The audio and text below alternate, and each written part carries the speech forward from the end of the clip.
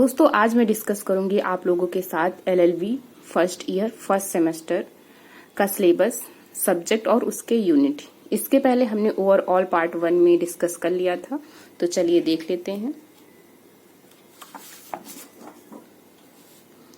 जो पहला पेपर होगा हमारा वो जूरिस्प्रूडेंस का होगा, यानी कि विधि शास्त्र। Unit first, introduction to jurisprudence. इसमें आएगा आपका टॉपिक पहला है definition, nature and scope of jurisprudence, definition of laws and state, source of laws. तो इसमें जो सोर्स ऑफ लॉज है and definition, nature and scope, ये दोनों टॉपिक मोस्ट इंपॉर्टेंट है, इन्हें अच्छे से पढ़ना है। सेकंड यूनिट है स्कूल एंड लीगल थ्योरी।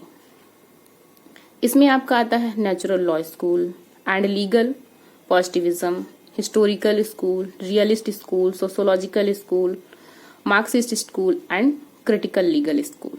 तो आपको इसमें सारे स्कूल्स पढ़ने हैं, जिसमें कि नेचुरल स्कूल हो गया, realist school and historical and sociological, ये इंपॉर्टेंट स्कूल है। और ये थर्ड यूनिट में basic concept of law, Hohfeld's analysis of right, duties, liberty, power, liability, humanity and disabilities, theories and kinds of right, property, ownership and possession, legal personality and its theories। तो जो इसमें है rights, analysis of rights, ये important topic है, इसे अच्छे से पढ़ना है। इसमें ड्यूटीज पढ़ लेना है, लिबर्टी, पावर, लायबिलिटी, ये इसी के पार्ट हैं और इससे क्वेश्चन आता ही आता है, इंपॉर्टेंट टॉपिक है। और इनमें तीनों में से दो टॉपिक को अच्छे से तैयार कर लेना है, ये परीक्षा की दृष्टि से इंपॉर्टेंट है, तो आपका पेपर अच्छा होगा। Justice and contemporary issues, theories of justice, Aristotle theory of justice, utilitarian theory of justice, Rawlsian theory of justice, Robert Nozick views, relation and modernism of post modernism of law, relation between law and morality. तो इसमें आपको theory of justice पढ़ना है और पढ़ना है relation between law and morality. ये paper की दृष्टि से इंपॉर्टेंट है, और वैसे तो आपको सारे टॉपिक्स पढ़ने हैं, लेकिन यदि आपके पास समय कम है और परीक्षा में अच्छे मार्क्स लाने हैं तो आप इंपॉर्टेंट टॉपिक सेलेक्ट करके पढ़ सकते हैं। फिर इसके बाद हम दूसरा पेपर डिस्कस कर लेते हैं। तो ये हमारा पेपर है second, law of contract. First unit है formation of contract, meaning and nature of contract, offer, proposal, definition, communication, revocation, general, specific offer, invitation of treat. Second है acceptance, definition, communication, revocation, provisional acceptance, tenders and auctions. इसमें आपको nature पढ़ लेना है, देख लेना है। इसेंशियल एलिमेंट्स ऑफ कॉन्ट्रैक्ट, एक टॉपिक आपका ये है, offer and proposal and acceptance. यदि आप 3 क्वेश्चन तैयार करते हैं तो इसमें से एक क्वेश्चन फंसेगा ही एग्जाम में। और essential elements of valid contract, ये मोस्ट इंपॉर्टेंट टॉपिक है और इसे अच्छे से पढ़ना है। सेकंड यूनिट में आता है consideration and capacity. Consideration, definition, essentials, privity of contract, exception, capacity to enter into the contract, minor position, nature, effect of minor agreement. तो माइनर कॉन्ट्रैक्ट आपको एक टॉपिक तो ये पढ़ना है, फिर दूसरा हो गया privity of contract and consideration. 3 question इसमें से हैं जो इंपॉर्टेंट है, वैसे तो आपको ओवरऑल पढ़ना है, लेकिन परीक्षा की दृष्टि से ये 3 इंपॉर्टेंट टॉपिक हैं। थर्ड यूनिट में आता है validity, discharge and performance of contract. इसमें है free consent, coercion, under influence, misrepresentation, fraud, mistake, unlawful consideration and object, effect of void, voidable, valid, illegal, unlawful and certain agreements, contract, discharge of contracts, performance, time and place of performance, agreement, impossibility of performance in frustration, breach, anticipatory and present। तो ये जो topics हैं, ये सारे topics important हैं। और फिर wide contract and voidable contract आपको ये भी देखना है। Discharge of contract, and impossibility of performance and frustration. Important topic है ये। फोर्थ यूनिट है remedies and quasi contract. Remedies, damages, kind, remoteness etcetera, injunction, specific performance, quantum merit. Quasi contract section 68 to 72। ये आपका most important question है, ये exam में पूछा ही जाता है। और ये फोर्थ यूनिट से 2 क्वेश्चन जो हैं ये एग्जाम के पर्पज से इम्पॉर्टेंट है। अब पेपर थर्ड हम देख लेते हैं। तो पेपर थर्ड जो है हमारा इंटरनेशनल लॉ होता है। इंटरनेशनल लॉ में फर्स्ट यूनिट में है international law nature and definition.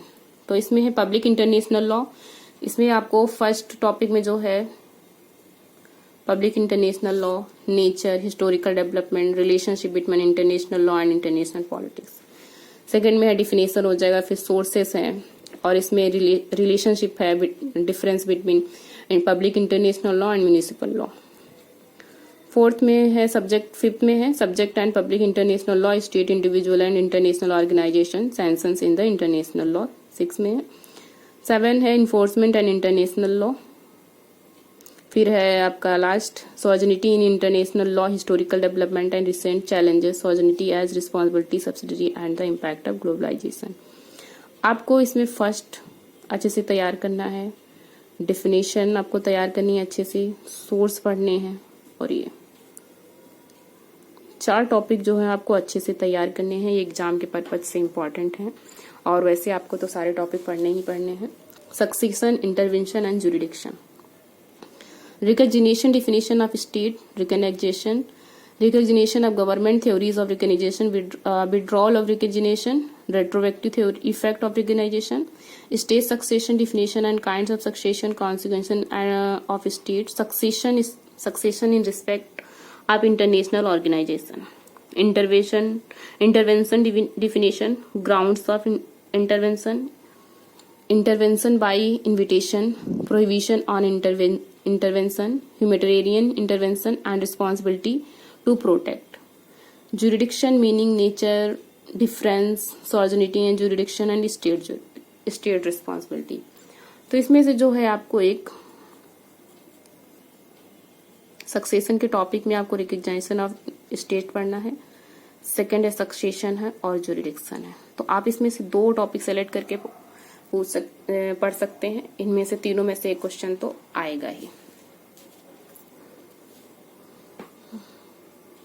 यदि आप ये पढ़ते हैं तो आप इसके साथ ये पढ़ लीजिए और ये पढ़ लीजिए।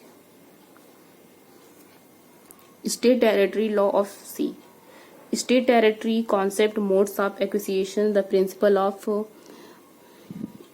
UT possidetis and self determination, air space, various theories, aerial navigation, law of sea, इसमें आ जाता है closed sea, territorial sea, contingent sea, locked states etcetera.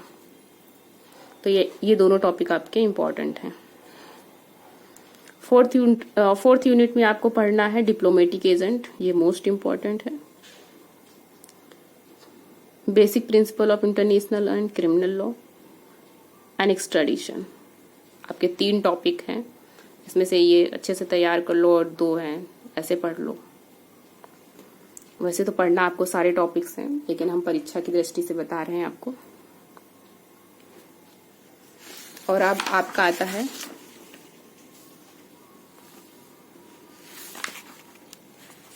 Third paper हो गया आपका। अब आपका पेपर आता है 4 पेपर जो है आपको फैमिली लॉ का है। तो फैमिली लॉ में आपको कौन कौन से टॉपिक पढ़ने हैं? Source and Hindu marriage act 1955, who is Hindu, source of Hindu, nature of Hindu.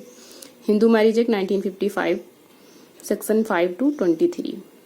तो इसमें से आपको कंडीशंस ऑफ हिंदू मैरिज की अच्छे से तैयार करना है और सोर्स, 2 टॉपिक बहुत इंपॉर्टेंट है। Maintenance and adoption of guardianship, तो आपको ये तीनों टॉपिक पढ़ने हैं, ये इंपॉर्टेंट है, इनसे क्वेश्चन पूछे जाते हैं। Maintenance under Hindu marriage act section 24 to 25, maintenance under Hindu adoption and maintenance 18, 19, 20 section है। Adoption essential and effect section 6 to 12, kinds and power of guardian and Hindu morality guardianship act 1956। तो आपको मैंने बता दिया, इसमें आपको मेंटेनेंस से अच्छे से तैयार करना है। इसमें adoption, maintenance under Hindu marriage and adoption से पूछा जा सकता है, and kinds, sources and marriage. अब ये मुस्लिम लॉ आ जाता है आपका। ये हमें 2 यूनिट कवर करनी है हिंदू लॉ में और 2 यूनिट पढ़नी है मुस्लिम लॉ में। तो मुस्लिम लॉ में nature, source of Muslim law and who is Muslim. इसमें आपको सोर्स ऑफ मुस्लिम लॉ अच्छे से टॉपिक तैयार करना है। नेचर क्या है इसका, ये भी देख लेना है। मुस्लिम लॉ में essential option of privity, kinds of marriage under Sunni law and Shia law. ये टॉपिक तो आपको पढ़ना ही पढ़ना है। मेहर तो पढ़ना ही पढ़ना है, बहुत इंपॉर्टेंट है, एंड ओवरव्यू। फिर 4th यूनिट में आ जाता है डाइवोर्स, मेंटेनेंस, लेगिटिमेसी एंड गार्जियनशिप। तो इसमें आपको डाइवोर्स पढ़ लेना है, kinds and power of guardianship पढ़ना है, मेंटेनेंस पढ़ना है, राइट ऑफ डाइवोर्स 1986। ये इंपॉर्टेंट टॉपिक है। तो आपके 4th पेपर हो गए हैं और अब हम डिस्कस कर लेते हैं। ये 6 पेपर है, तो पहले हम 5th पेपर को डिस्कस कर लेते हैं, फिर 6th पेपर डिस्कस करेंगे। ये हमारा रहा 5th पेपर। जो 5th पेपर है वो लॉ ऑफ क्राइम का होगा। इसमें है introduction and substantive criminal law, extend and operation of the Indian penal code, definition of crime, fundamental elements of crime, stage of crime, intention, preparation, attempt, commission, essentials of the attempt, impossible attempt and preparation and stint guides। तो इसमें जो है आपका unit first इसे अच्छे से पढ़ना है, क्योंकि आपका बेस यही होगा। तो इसमें सारे टॉपिक पढ़ना है, बहुत अच्छे से तैयार करना है। सेकंड यूनिट में आ जाता है जनरल एक्सप्लेनेशन एंड एक्सेप्शंस है, जो section 76 to 106। Definition, constructive joint liability, mistake, judicial and executive act, accident, necessity, infancy, insanity, intoxication, consent, good faith and private defence. तो प्राइवेट डिफेंस जो है ये आपका इम्पोर्टेंट है, बॉडी और प्रॉपर्टी के होते हैं। तो इसमें बॉडी का जो है ये मोस्ट इम्पॉर्टेंट है। दोनों अच्छे से पढ़ना है, लेकिन बॉडी का एग्जाम में ज़्यादातर पूछा जाता है और आपको तैयार दोनों कर लेने हैं। दोनों डिफेंस से एक डिफेंस आपसे जरूर पूछा जाएगा। और सेकंड टॉपिक इम्पॉर्टेंट है ये joint liability, intoxication, good faith. Third unit आता ही है अबेटमेंट एंड क्रिमिनल कॉन्सिक्वेंसी।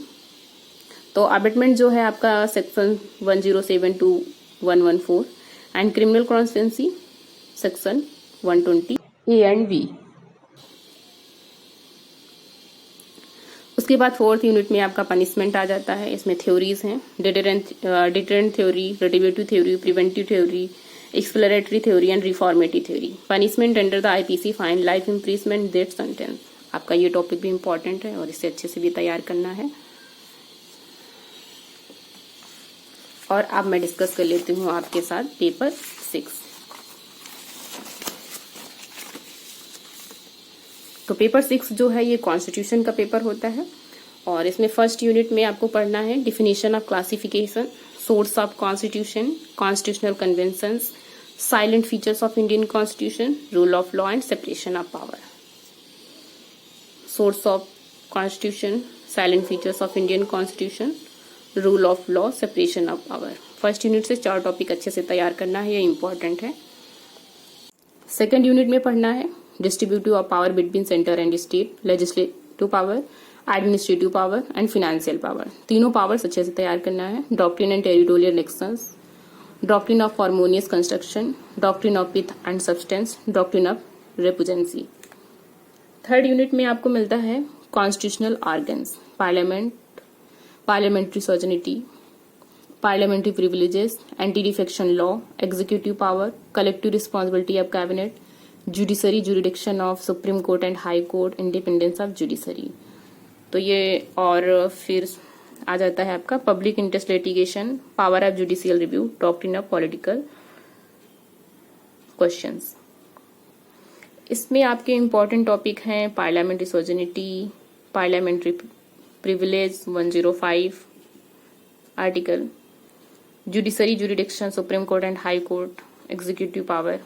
ये टॉपिक आपके इंपॉर्टेंट टॉपिक हैं।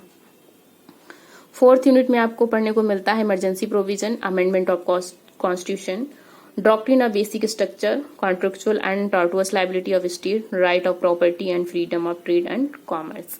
तो जो 4th यूनिट है मोस्ट इम्पॉर्टेंट यूनिट है, और ये तो LLB के एग्जाम के लिए तो इम्पॉर्टेंट है ही है, अदर कॉम्पिटिटिव एग्जाम के लिए भी ये इम्पॉर्टेंट टॉपिक है और इनसे क्वेश्चन आते हैं। तो आपको इमरजेंसी एंड अमेंडमेंट ये दोनों टॉपिक बहुत अच्छे से तैयार करना है, इससे क्वेश्चन फंसते हैं। तो दोस्तों आपका मैंने फर्स्ट सेमेस्टर का सिलेबस डिस्कस कर लिया है। यदि ये वीडियो आप लोगों को पसंद आया हो तो वीडियो को लाइक कर लें और चैनल को सब्सक्राइब कर लें। मिलते हैं नेक्स्ट वीडियो में न्यू टॉपिक के साथ।